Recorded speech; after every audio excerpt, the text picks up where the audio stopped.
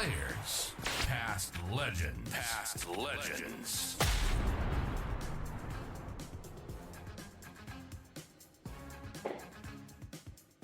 Things that didn't quite go the way in the first half. I think had our noses in front at half time, but no, I don't recollect ever having any sort of. I think back then that was the rule. It was 3 games you played, so and everyone just went, "Yeah, that's what it is." And yeah. I don't think we ever worried about, was it fair? Everyone just went, "Oh, that's the rule." Bang. Yeah, it was the rule. I mean, sure, you thought about it afterwards, but it was the rule, and it is what it is. And but because we had our chances, if we got blown away and whatever, you probably might have looked at it more and gone, well, the rule might not have favoured us. But then, because we should have won, you go, well, they were the rules. Yeah, I reckon that's a pretty fair way of putting it. So, Righto. Okay, 2002. Yep. You have probably handled getting dropped as club captain and still staying a Sturt stalwart. You've handled that probably better than anyone else I've ever known, Threaders, and I've always had immense respect for you in that way that you stayed so fiercely Sturt. But how did you sort of take it in at the time, and what was the communication like? I think it could have been handled a bit better, maybe, and maybe it didn't need. I don't know. It is what it is, sort of thing. Disappointed. But they're. It's not. I still think about it a lot, because I would have loved to have been a Sturt premiership player. That would have probably, would have meant, everything to me. But it wasn't to be, so you can't change anything. So there's no point sort of dwelling on it too much, because it's just sort of eats away at you. So did you join in much with the celebrations and that side of it? Oh, I knew the right time to leave. I think it was the chimney veiling. Yep. I was encouraged to go along, and I just felt there was a couple of pictures in the newspaper, and it was like they keep putting on this sad face in the news in the advertiser, and it's not about me. Yep. And there was a couple of pictures of, oh, there he is, or or after the final siren went out in the Oval, and the day after there's a picture of me, sort of, and I thought, no, I got to just, they need to sort of enjoy this and me get the hell out of there. So the sad guy's not there all the time. And you weren't going to Bali anyway? I would have.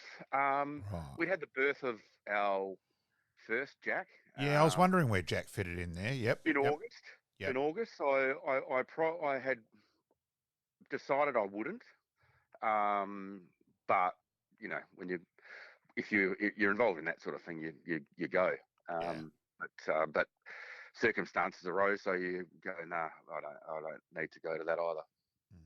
And well, just going back a little bit, you played your 200th in 2001 in front of 13,745 at the parade in the centenary match. Obviously, along you guys with won too, yeah. Brody Atkinson, and you play your 200th. Did I? Yeah. I thought I played it at Unley Oval against Central Districts, and we got beaten. I know. On my little stats here, officially on the Sturt site there, they're saying that you guys just got beaten by Norwood in that match. In front of 13. No. Okay. I'm getting different mixed up. I certainly remember the game, because that was brilliant. We all dressed up like idiots in knickerbockers and stuff like that. But again, to have that crowd was amazing. And it was a huge night, that, and with the retro Guernseys, and it was a great night. Yeah, no, it was absolutely. Okay, so in terms of then Bali's happened, how did you? What was your involvement then afterwards? Got to ask that question, Chris. I mean, it was hard. I actually had also one of my best mates over there as well. Sam Eustace, who was over there in a different, just over there with another mate of mine as well. So, sort of those sliding doors sort of things that they didn't go out that night because they've been surfing and doing whatever. And we talk about it. I didn't know that because obviously I know Sammy Yeah. played at uni, so obviously I know Sam. Yeah. That's right. So you have those moments where you go, bloody hell, if you were over here, then we would have been out with you. And but that wasn't. But no, I remember the phone. I get a phone call from Graham Dunstan. And at that stage, it was like no one knew what the hell was going on, and probably took a while. I suppose something that sat with me most was I remember getting hold of Michael Curtis in the airport at Bali, and you could just hear this frightened young bloke. Yeah. Still sort of sends shivers. Yeah. That no one, should ever have to deal with that crap. No, look, it was one thing. We've had Weathers on the show, and I was actually doing an Auskick thing with him at Prince's, and I hesitated, and I went, Weathers, can I ask you about Bali? And he said, please do. I've been encouraged to talk about it. And then he sent me a USB stick of stuff we didn't see back here.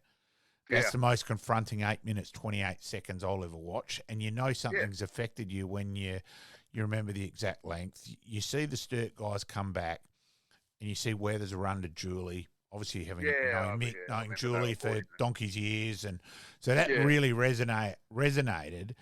And Marnie Rangman said, hey, keep him talking. You're helping more than the psych. And it was, so it's something which is. And I think there's still a couple that need to keep talking about it. Yes. But you've just mentioned one who does. Yes. Yeah. And, but I remember that day they sort of were boarding the back door in a private room down at Adelaide Airport and coming in and again, just sort of going, what the fuck, these just frightened bunch of young kids. Yeah. It didn't make any sense. It still doesn't. What was the club's approach from that point of view as to how to handle it? Because it's something that no one had ever seen happen before. I think they handled it absolutely brilliantly. I think Graham Dunstan was instrumental. He was absolutely amazing. Michael was fantastic. Yeah. He just got around everyone. Again, I don't remember the final. I do just remember that Mocker was amazing. And the whole club was, and what do? No one's ever experienced that before. And that's when everyone did their best, and and probably made some mistakes, but I think in general probably did a pretty good job of doing whatever you could. And I said to Sticks, how do you reckon you handled it? Sticks' reply, I think, was brilliant. He says, Robble, you're not given a manual on terrorism coaching when you're appointed coach. And I said, Sticks, that fucking nails it. Yeah, so, exactly. Yeah. What was your role as captain of the club at that stage? Had you decided to hang up the boots after the grand final, or was that something that happened a little bit later down the track? Well, it happened a little bit later down the track. They had a bit of a memorial for myself, Andrew Geddes, and Bruce Lennon, and maybe Johnny Richter. Johnny might have retired the year before. I can't remember. But Sticks offered me to play on and have a bit of time off over summer and do whatever, and I thought that's a completely wrong thing to do. If you're in your role, then I'm not. And obviously wasn't feeling great about the whole thing. So I think it was again best for myself and whatever to move on and retire. And you did go and play at Prince's, and you did play on at least one flag. Threaders or we did. No, we played. We actually had our 20-year reunion on Saturday for it, and it was a few of the guys. Tom Davies played in it, Tom Katsaris, and a few uni blokes that had played in a couple or whatever. And Tom Davies actually he goes, "You and Geddes were completely off tap because we knew it was the only grand final you blokes had ever won, and you were both best on ground for at least 2 or 3 days." Yeah, I'm not totally shocked with that news. Are you talking the last weekend, or are you talking after the actual grand final? Oh no, we were best on ground again on Saturday. Yeah, that's what I thought. Yeah. And Brucey Lennon coached as well. So that was pretty special. Yeah, it was one day too with Weathers' 300th at at Alberton, and you guys weren't playing. You were invited because it was because of Weather's 300th, and you were in the room, and you stand, and you got the Sturt guys are sort of thinking, "This is bizarre. What are we doing in here?"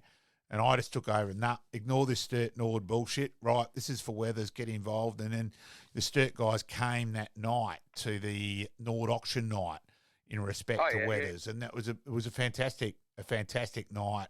And I just thought you guys were awesome to show Weathers that respect as well. Oh yeah, absolutely. No, little Timmy was a big part of the Sturt Football Club, and Mickey had a lot to do with the club for a long period of time, and again their family. So yeah, no, you celebrate people when things happen and people move and for whatever reason, but there's no point shunting anyone for it. And so you've then played at Prince's, you played in the flag, retired. When did you then? What was you first involvement back at Sturt? Then afterwards, after that, or what happened there, and how you've ended up becoming? I think you're director for about 14 years now at Sturt. Well, funny enough, Rick McGowan got me. I played footy with Ricky at he was another one that Mickey Noonan removed from North Adelaide, who didn't have a bad career. Yeah, he did all right. Yep. And so he was appointed coach of Sturt, and he got on to me straight out. I'd sort of kept in touch a little bit with Rick, always got on well with Rick, and he said, "Come out, I want you to be my runner." And so I started doing that, and then I reckon in one of the trial games, it was at Nord Oval, I jagged a hamstring. And he said, that's perfect. That's exactly kind of what I wanted, because I didn't really want you to be runner. I want you to be one of my assistant coaches. Okay.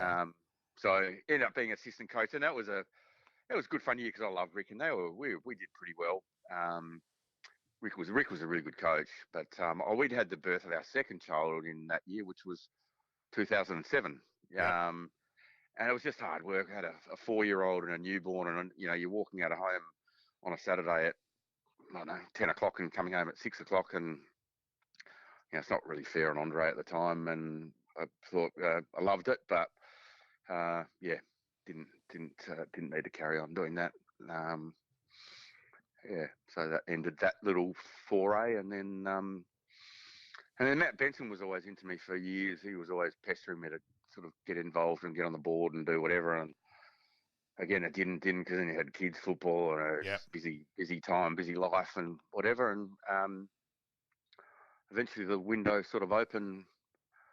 I don't know, it's about 10 years ago, I think. Jason, who always loved Jason, and they had a really good board at the time. I love Sue, Phil Halliwell, David Reynolds, the accountant Rick Good. Had a really cool board. It was just good fun. Going to the footy with these guys, and we've got great friendships, and we have particular days still together that we celebrate. And Don Stevens, Jack Stevens, his old man, was part of it as well. But we sort of really enjoyed ourselves. And a few of those guys have left now, but so still there. But I love the footy. So you just. What's your exact role therefore as football director? What's your responsibilities in that way? Well, it's the football department. So, we're lucky we've got, obviously we reappointed Marty Matner for 2 years, which is a great result.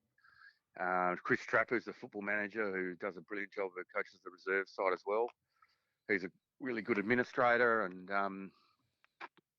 Jackson Lane looking after the girls, and Oko, the coach of the girls, and Scotty Preble, who's the 18s coach, and Greg Crowden, the under-16s coach. So I suppose they report to me, but I suppose my role is I oversee them. They're good football people. They run things past me, but they're the experts, and we just make sure that they're doing the right things, which they do, and it makes it all pretty cool. What was the initial thought of getting Marty Matner back to Sturt? Because it was a masterstroke the first time round. Yeah, well, that was we were in, things happen. Probably the match at the time with Nathan probably wasn't quite perfect. it was nothing bad, but just felt like it wasn't quite working, and obviously it was the end of his contract, and at the same time Marty became available. He was released a little bit earlier from the Crows and whatever, and we certainly went through a process. It wasn't. I think people thought that we just moved Nathan on and went straight for Marty. We went through a proper process and interviewed and did the right thing, and it was a few people applied for it, and there were pretty good names, to be honest with you.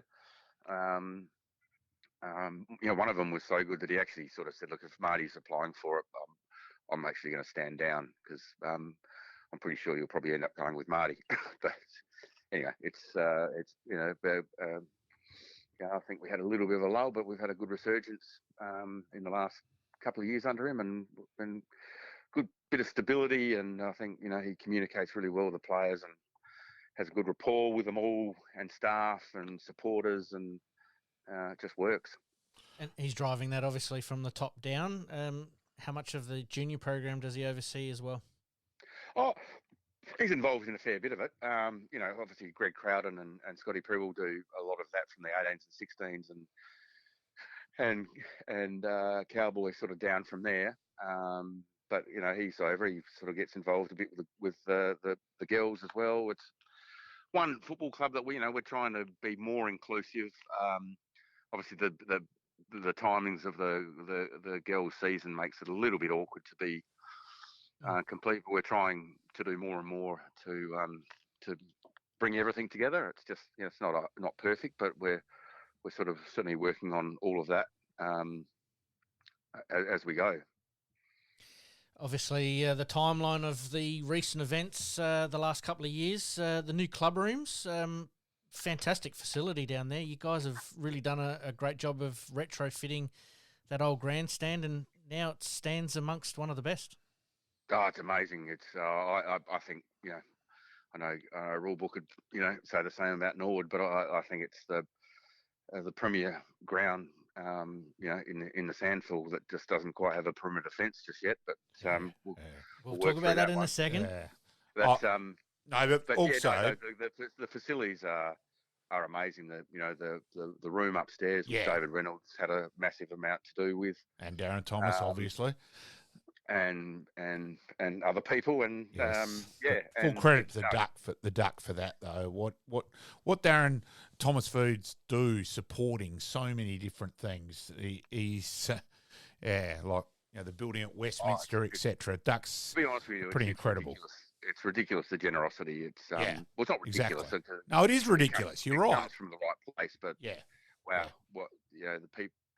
Places that wouldn't be around without the generosity of the Thomas family is exactly is amazing. Yeah. And when you think you almost shut the doors with obviously the Norwood Sturt amalgamation for the AFL, but then North Adelaide potentially amalgamating, and then all of a sudden you've raised enough money to keep the doors open, and now you've got this fantastic facilities. I mean, they still talk. Jason still talks about 2010. I think it was 11. Yeah.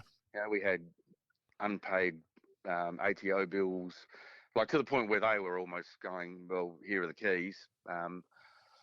We're handing them back because I don't know how the hell we're going to get through this. And it was the work of the board at the time, which I wasn't a part of, but they rolled up their sleeves and did amazing things. And we cut our own salary cap. We didn't pay our players because it was irresponsible to work to a salary cap that you couldn't afford. So we purposely cut that, and the things that were good at the time, who was the finance director, and obviously the generosity of certain benefactors, and there's a heap of people that get involved to make sure of that thing. And now you sort of sit back and you don't rest on your laurels, but you're sitting in a reasonably good position at the moment, but still got to work really hard at it in the SNFL. Absolutely. Well, the one person that obviously is the face of that is Sue Dewing. A remarkable individual. Fantastic achievement, not only for her, but for the SNFL in general. She's driving standards, I think, that a lot of clubs need to sort of try and emulate. And that probably leads me on to the next point, and we did sort of half talk about it a minute ago, was the fence issue that just trying to get a bit more security around Unley Oval. Yeah. A lot of false truths are being put out there, but really at the end of the day, it's a community facility that you guys want to secure, not only for your players, but also for the safety of supporters and I think the financial side of it as well, with hiring portable fences, taking them up and down each home game makes it hard. Yeah, well, it's obviously in public consultation at the moment, but I think it's painting the real truths. I think a lot of people think that there's going to be a couple of little gates from here to there. It'll be still a very wide open space. We have a certain amount of leased hours that we can use, and they won't be closed at that. They only be closed on ticketed events, and those spaces will be very wide open, and the fences themselves will be very visible and wide open. Obviously, there's no concept drawing, so you don't really know. But the main thing is that it will always be an open space to the public, and a very big open space to the public. Now, some of the mistruths by the anti-fence mob are, as you know, I rang you that day, Chris, and I reckon I can get called a lot of things. Naive's not one of them, and I was I was angry and disgusted at the lies about Sujuing, which were being told that day, and I think you could probably have told in my tone of my voice that how stunned I was when I rang you, Chris. And it's just and that's coming from a Nord supporter, for goodness sake, that I went along because I go along, listen to the council and the consultation, and it was just staggering. Takes a fair bit to stun me, and I couldn't believe it. And I think there's a lot of SNFL clubs that are behind you guys in trying to make this a reality, and I think you've put a very good case forward for it to happen. But again, it's not in your hands, unfortunately. Yeah, and it's got to be remembered as well. It's not something that we drove. We certainly support it and want it, but it comes from the council. Yeah, so, and that's probably a very big point that might have been missed as well. It's not us actually putting it forward. Yes, we fully support it and want it, but we didn't put it forward. Yes, it's a council asset, so they're looking to secure their asset, which is totally understandable in today's society. And I think a couple of weeks after this all got announced, you guys had a bit of an incident down there that probably lends itself to, a little bit of offence to deter some of that behaviour. Yeah, certainly the security of the general public and our people is paramount. So we'll see how it plays out. We're grateful for the support, and hopefully that there's so many more steps to go. It's a long way off, but if it happens, I think it'll be aesthetically pleasing and like the naysayers for the picket fence. I think everyone would say that having that picket fence around Unley Oval looks magnificent as well. So exactly. Yeah. All right, mate. We'll get you out of here on this one here, like we tend to do with all of our guests. We'd like to ask your top 3 or 4 that you've played with and played against in your career. Ooh, there you go. I played with. I tend to go for your mates, I suppose. The Gettys and Lennons and these guys who are characters, and Jay Viney was terrific. There's lots of them that playing with Johnny Richter and we had and Dean Woosnam. So we just had a good time. I really loved that part of it, and I've named a few that I probably. There's not too many that didn't enjoy playing with and were good in their own rights in different ways. Playing against, probably, I think, you at that stage you were one-on-one with a full forward, and so I was like from rule books, you got the Pieris and the Primes, and Tractor would have been shattered if you hadn't given him a mention. Big Richo from West Adelaide. Yes. Scotty Hodges was probably one that I always was up for that one. We had South had Danny Del Rey one year, and that was formidable. He was quick off the mark, wasn't he? Yeah, he was big. He had a big ass. He was a big boy. and the John Fidges and those sort of guys. And yeah, so no, it was, as I said, it was 1-on-1 back then, and it was good fun. Now, one thing too, Threaders, so I've umpired Threaders' sons and that a fair bit, and had a bit of fun with Threaders on the sidelines. And at Saturday, where the sun comes over at Prince's, it's a prick of a spot on the ground. I asked Threaders to move the sun one day. I don't know if you can remember that, Threaders. Yeah, You laughed at that. And then let's just say there may have been one coach at Prince's where his enthusiasm was far better than his football knowledge and that. And Threaders' son might have started at centre-half back, and the ball came out the middle. He got the ball, passed it off, ran down, passed it off, and had a ping at goal the first 30 seconds of the game. And the coach was screaming at him to get back to centre-half back. And he's gone past me, and I've said, ignore that. That's exactly what we want to see you do as you get older. That's exactly what you expected. That was superb. And Threaders walked out at quarter time and said, what'd you say to him, Rulebook? And I told you guys, and you've just gone perfect. I don't have to say anything now. So Yes. So, and quick, you better give your better half a mention too, Threaders. Always a great support and always enjoy her company. So give your lovely wife a mention there as well, mate. Yeah, no, Andre, she's brilliant. Always been number one, and as many mothers do, having 3 men in the house can be hard work. But we're lucky we've got two really good boys, and Andre is the foundation of all that. She's quite brilliant, and she's very supportive of your Colts in their footy as well. So. Yeah, absolutely. Yep. All right, Chris, thank you very much for your time today. We've done this interview obviously in the studio, but we're putting together some equipment to do some on-site, and we'd love to visit Sturt, and maybe after one training session we might be able to get a couple of players on and do a live broadcast from there. That'd be fantastic. Sounds good, Pete. No, excellent. No, thanks for your time, guys. It's been good. Thanks, Freddie. Appreciate it, mate. Thanks, guys. Bye. See you, mate. Bye. Liking this podcast? Please like, rate, and subscribe.